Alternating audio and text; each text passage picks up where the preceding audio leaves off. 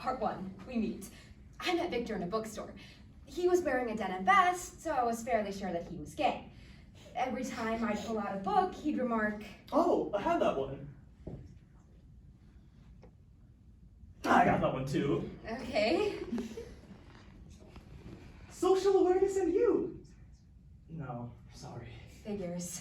I'm Victor. You'd be wasting all of your money buying these books. I have most of them at home and I'm happy to lend them to you. And so I did. Because apparently I've never seen one of those movies where the dumb blonde gets mutilated by a serial killer. And because I've always wanted to have a gay best friend. Turns out, while I thought Victor was going to teach me about false eyelashes, he was thinking...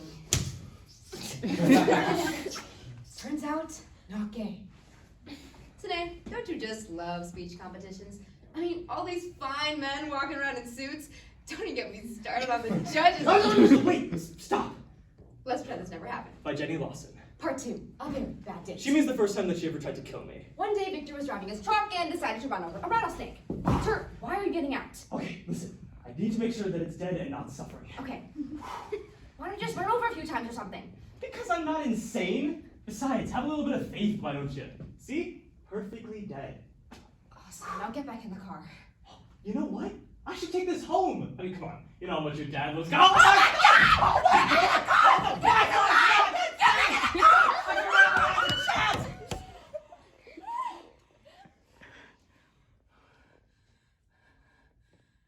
me alone. In the dark. With a live rattlesnake? No, you left me alone in the car for a live rattlesnake! What? But I forgive you. I could have died! But I had faith in you. You almost killed me. Maybe you could have donated your organs or something. Like hell. I might need them later. For what? You're dead. Well, what if I become a zombie, huh? I'd be a pretty useless zombie if I was walking around without my eyes or my brain or my liver. I'd be biting cats and poles and Mormons. So you're telling me that you would not save someone's life on the off chance you would become a less efficient zombie?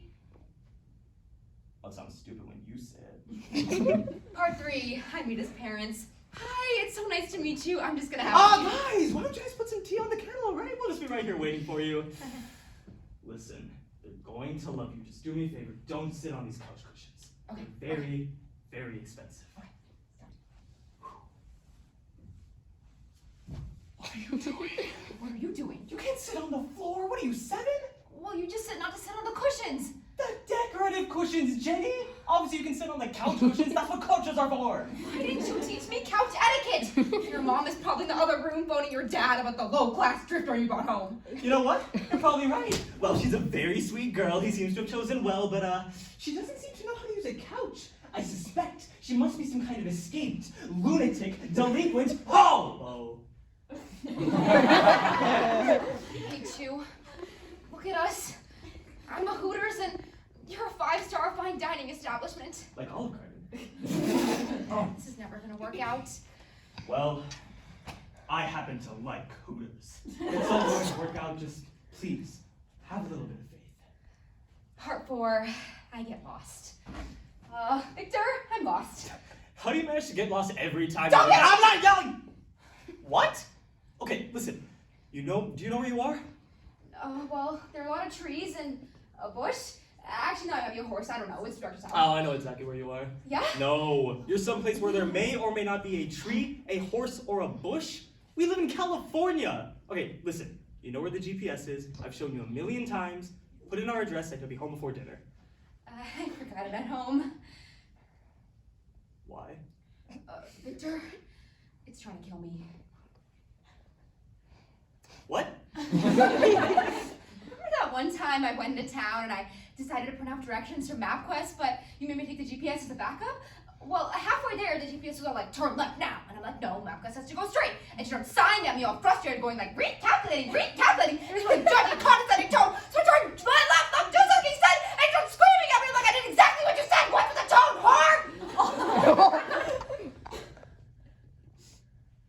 You're not using the GPS I gave you because you don't appreciate the tone of the robot? How long do you have to go missing before I can start dating again?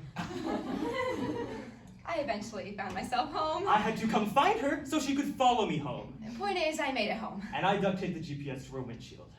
Part 5. We meet as coworkers at a Halloween dinner party. Tanae and I dressed up as Breaking Bad. Victor wore a bright yellow hazmat suit. And Jenny was the bright blue simmering crystal meth. Sparkly.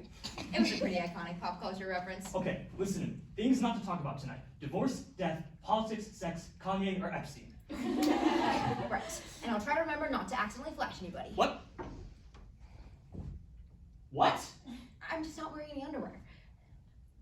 You're not wearing any underwear? I'm not trying to seduce you, Victor. I'm just letting you know, so you beware. I feel like I'm repeating myself, but be aware of what?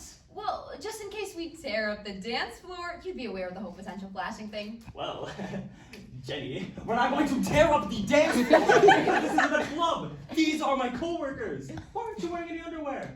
Well, my skirt is made of this really plain polyester material, so instead of pulling it down on it, I thought I'd just go commando.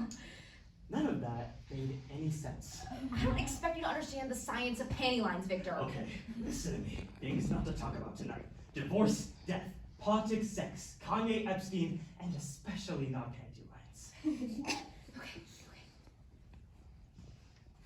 Those are the only things in my head right now. They're coming. I can only live for minute subject! Oh, hi! Oh my god, you guys look fantastic. I haven't seen you so long. Let me introduce you. This is my girlfriend, Jenny. I was stabbed in the face by a serial killer! Sorry, I don't know why I said that. Oh, well, what I meant to say is that I was once stabbed in the face by a serial killer. Not really, she's a little bit drunk, you know. Sort of. Victor, I can salvage the situation.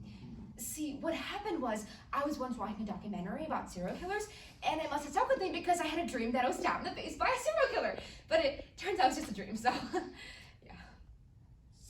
But then I started screaming, and I realized the screaming was like all screaming that I'm actually stabbed in the face by a serial killer. I wake up with my face covered in blood, and Victor's all like, what the? And I told him I've been stabbed in the face by a serial killer. So Victor pulls out a sword and starts waving and brandishing a sword at a serial killer. Okay, yeah. When I said that Victor was waving and brandishing his sword, I wasn't talking about Jenny! Why would I be talking about Victor's cute little... Cute little? That would be ridiculous! I was talking about the samurai sword. He keeps under the bed. Why? Victor, I'm so sorry. I tried to find an end, but I just couldn't. I'm so sorry. Are you mad? Victor, are you mad at me? Victor, why don't you just burn the house down or something? Listen.